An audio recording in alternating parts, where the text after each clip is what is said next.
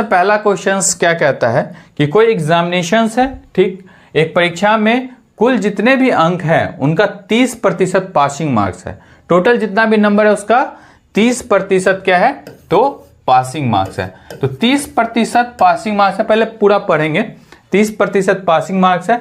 एक छात्र को 240 अंक मिले, किसी स्टूडेंट को 240 अंक मिला, लेकिन वह पास होने से 24 अंक कम रह गया। और जितने भी पास होता उससे उसको कितना नंबर, तो 24 मार्क्स कम रह गया।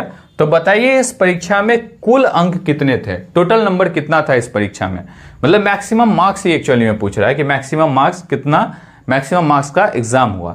तो देखिए इस तरीके का क्वेश्चन जब भी आए तो एक चीज तो दिया हुआ है कि एक परीक्षा में कुल कितने अंक हैं, तो एक परीक्षा में कुल जितने भी अंक है उसका 30% पासिंग मार्क्स है।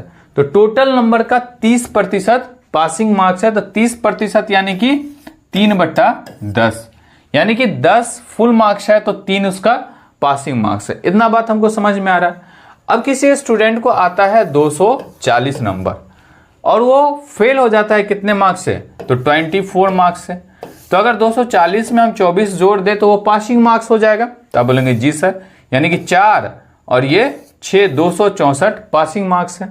लेकिन एक्चुअली में ये देखें तो अगर इसको देखें तो ये 3 यूनिट अगर पास मार्क्स है, ठीक है ना, तो ये जो 10 यूनिट है वो क्या होगा, ये फुल मार्क्स होगा। ये अगर पास मार्क्स है तो ये फुल मार्क्स है।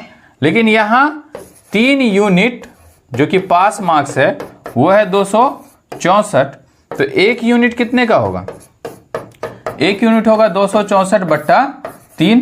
इसको काटेंगे तो 8 त्रिक 24, 8 त्रिक 24, ठीक।